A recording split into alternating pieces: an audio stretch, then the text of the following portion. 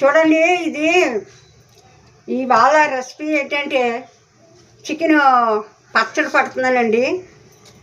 అయితే chicken boneless ఏమో KG అండి, విత్ బోన్స్ ఏమో కేజీ అండి. ఇది ఏం చేశానంటే 3 గంటల సేపు సాల్ట్ కొంచెం వెనిగర్ వాటర్ వేసి నీళ్ళలో నానబెట్టాను. ఎందుకంటే నీసు వాసన రాకోకుండానండి. పచ్చడి పట్టాక సరిగా దీన్ని శుభ్రంగా కడగపోతే కనుక నీసు వాసన వచ్చేస్తుంది. అందుకని దీన్ని ఏం చేశానంటే 3 గంటల సేపు తెల్లవారుజామున లేచి దీనికి సాల్ట్ వెనిగర్ వాటర్ వేసి నీళ్ళలోని మాంసం అందులో వేసి 3 గంటల సేపు ఉంచానండి. ఇప్పుడు దీన్ని వేరు చేశాను. అయితే ఇప్పుడు దీన్ని ఏం చేస్తానంటే శుభ్రంగా కడిగేసుకున్నానండి. కడుక్కున్నాకే నేను తీస్తున్నాను. ఇదిగోండి, ఇది ముందు బాయిల్ చేస్తున్నానండి. బాయిల్ వాటర్లో నీళ్ళు బాయిల్ అవుతూ ఉండగా ఈ మాంసము అందులో వేస్తానండి.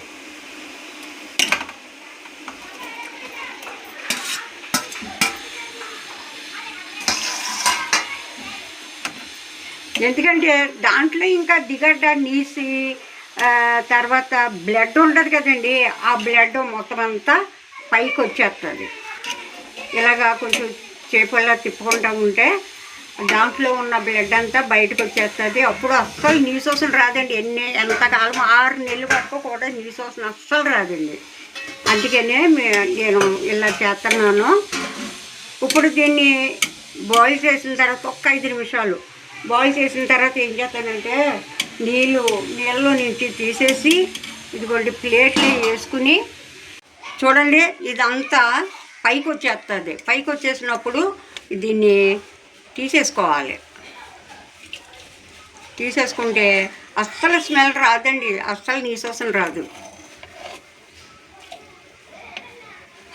నూనెలో వేపేస్తామనుకోండి, నూనెలో వేపితే ఏమవుతుందంటే ఆ బ్లడ్ వాటికే ఈముడిపోతుంది, అది బయటికి రాదు. అందుకనే పచ్చడి ఒక్కొక్కరికి స్మెల్ అంటున్నారు. అంటే మాది కాదు అనుకోండి, పట్టుకున్న వాళ్ళు స్మెల్ వస్తుంది అంటున్నారు. ఇలాగా ఆ బ్లడ్ అంతా పైకి వచ్చిందంతా నొగరలాగా వచ్చింది చూడండి, అదంతా తీసేయాలి. తీసేసి ఇప్పుడు ఈ మాంసాన్ని ఈ ప్లేట్లో వేసుకోవాలండి. అలాగే బోన్స్ తోటి ఉన్నది చూడండి, అది కూడా అలాగే బాయిల్ చేసుకుంటాను. చేసుకుని అది కూడా ఇలాగే తీసేసి కొంచెంసేపు ఫ్యాన్ గాలి కింద పెడతాను. కొంచెం నీరు తడంతా ఆరిపోతుంది.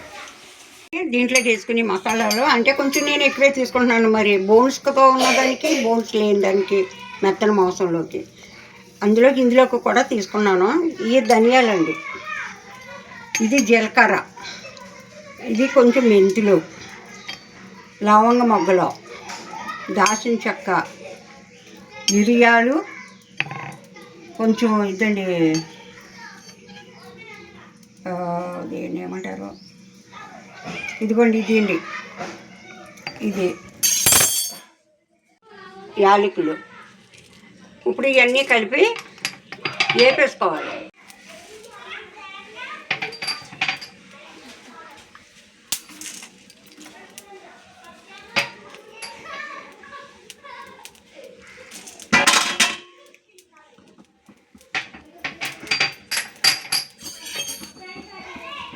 కొంచెం వేపుకోవాలండి.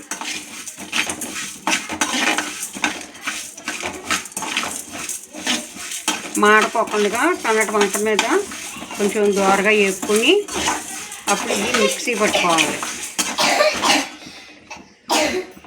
వేగిపోయినాయండి మసాలా దినుసులు. ఇప్పుడు మిక్సీ పట్టుకొని మసాలా ఉంచుకోవాలి.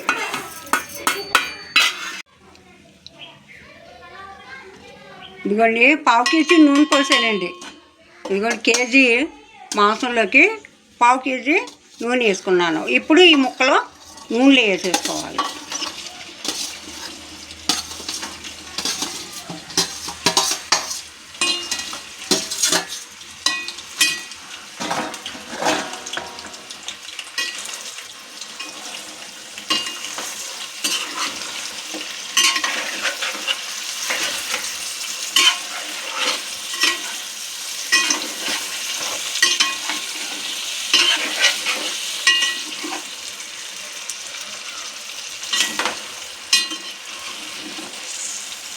ఇలాగా కొంచెం కొద్దిసేపు వేపుకున్న తర్వాత కొంచెం దోరగా వేగిన తర్వాత అండి అప్పుడు అల్లం పేస్ట్ వేయాలి, అల్లం వెల్లుల్లి పేస్ట్. అల్లం వెల్లుల్లి పేస్ట్ అండి, ఇదిగో ఇలాగా కొంచెం దోరగా వేగిన తర్వాత ఇప్పుడు అల్లం వెల్లుల్లి పేస్ట్ వేసుకోవాలి.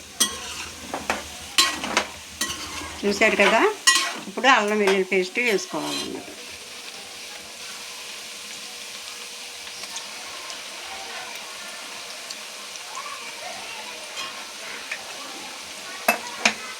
ఇప్పుడు ఇది కొంచెం బాగా వేపుకోవాలండి.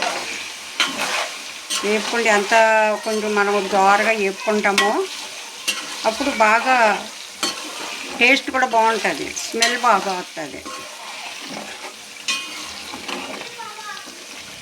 ఎల్లుల్లిపాయలు అండి, కొద్దిగా ఎల్లుల్లిపాయలు వేసుకోవాలి.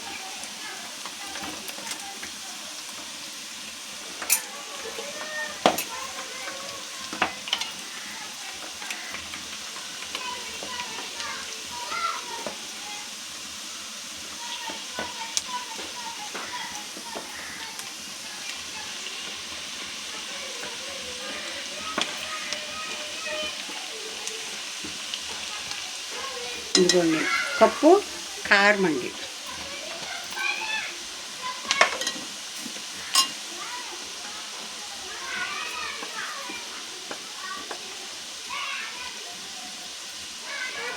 ముప్పావు కప్పు సాల్ట్ అండి.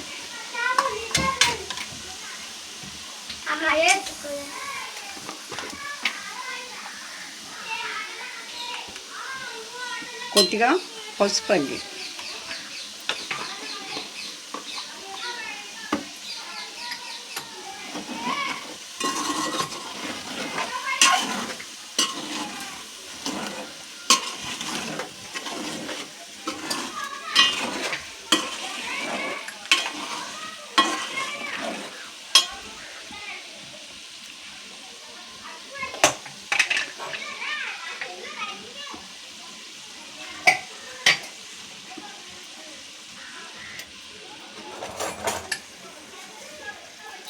ఇదిగోండి మనం మసాలాలు నూరి పెట్టుకున్నాం కదండి, ఇప్పుడు ఈ మసాలాలు వేయాలి.